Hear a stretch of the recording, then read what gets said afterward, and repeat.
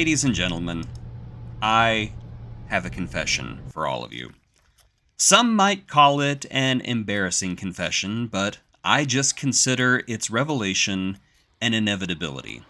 It's time that I stop hiding who I am and officially come out. Ladies and gentlemen, I am a Disney adult. And a large reason I came to Japan in the first place was all part of my master plan to visit every Disney park in the world. I did Tokyo Disneyland yesterday, and for day 7 of my Japanese adventure, it was time to visit DisneySea, widely regarded as not only the best Disney park in the world, but quite possibly the best theme park in the world. Is the hype real? I guess we're gonna have to wait and see. See what I did there? Situated in the middle of the park and serving as the castle of DisneySea is Mount Prometheus, home to the park's Jules Verne-inspired land, Mysterious Island.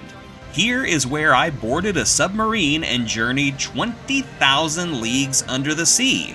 This dark ride, presented in Japanese so I wasn't able to understand the specifics, although I think I did get the gist of it, takes you on an adventure under the sea, across dangerous undersea creatures and into an unknown submerged civilization.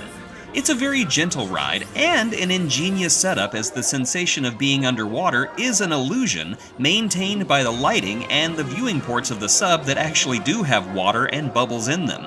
I am a fan of dark rides, and this one was a lot of fun and kept me more than entertained enough to justify the wait to get on board.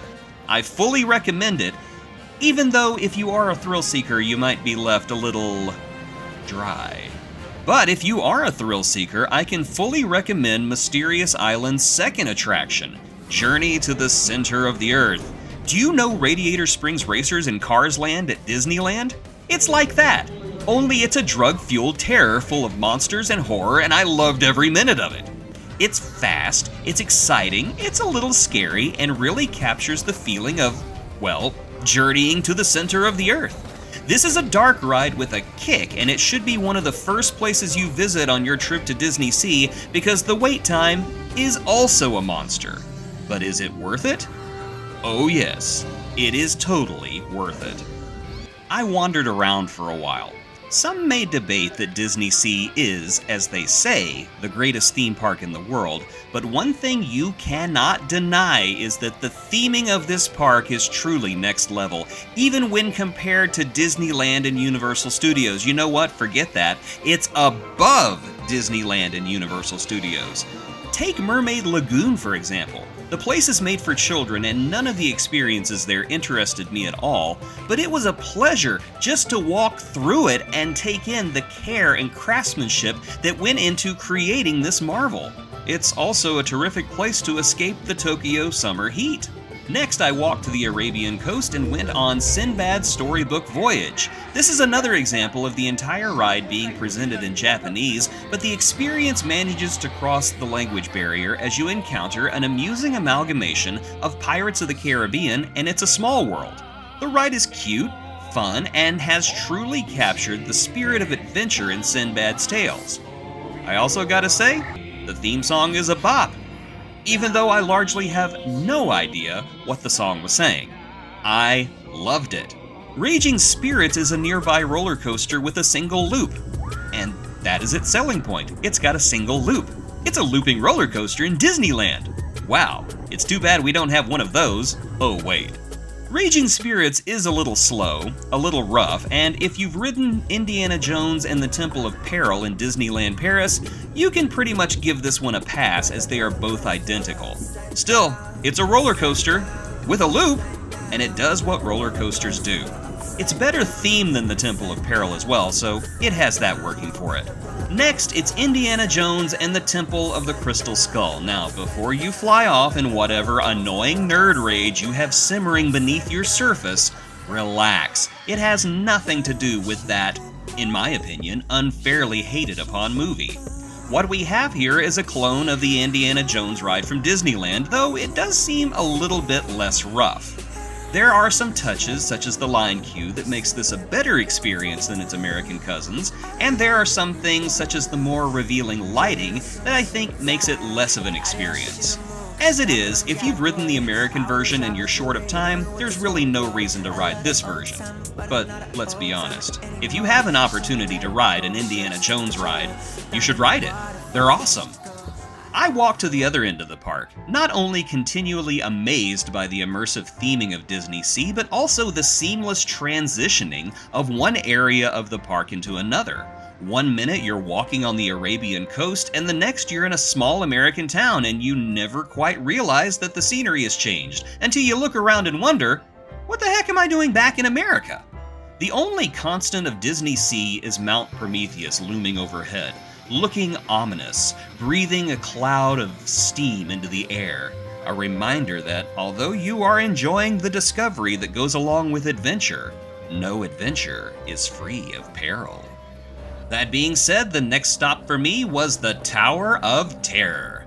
Every Disney park I've been to, Disney World, Disneyland, and Disneyland Paris, has their own version of Tower of Terror. So I wasn't really expecting much. They send you up, they drop you, that's it.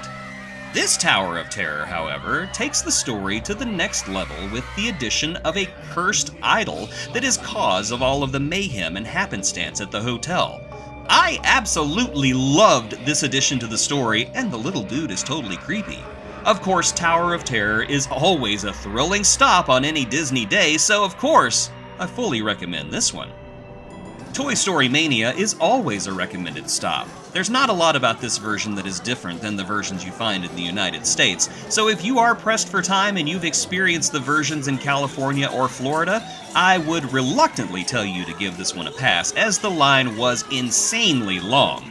But if you have never done this before, give it a go. Do your best to annihilate your children, because you do not want them outscoring you.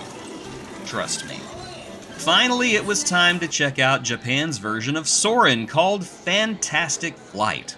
Although I love Soarin', I wasn't expecting anything special, and yes, the ride is nothing but a direct clone of the American versions. Although I do give DisneySea props for going that extra mile and having a leaning Tokyo Tower rather than having a leaning Eiffel Tower. Where this version of Soarin' excels, however, is its pre-show, as it starts this ride in a very unique and neat way, something that you don't really expect. It's truly wondrous. And, as if in a flash, my day at DisneySea was done. So, in my opinion, is DisneySea really the best theme park in the world? I can't answer that, as I haven't been to every theme park in the world. But what I can say is that DisneySea is probably the best theme park I've ever been to. The rides aren't going to satisfy you if you're an avid thrill seeker, but the attention to detail and care that has been taken into the construction of this place is truly amazing. So amazing that I think a lot of it actually goes unnoticed, which is sad, but I think that's what the designers wanted. But if any of you who worked on DisneySea happen to be watching this video, I want you to know that I noticed it, and I loved it. From the moment I walked in to the moment I reluctantly left, thank you for making DisneySea a must-see on my Japanese adventure. See you again on day 8.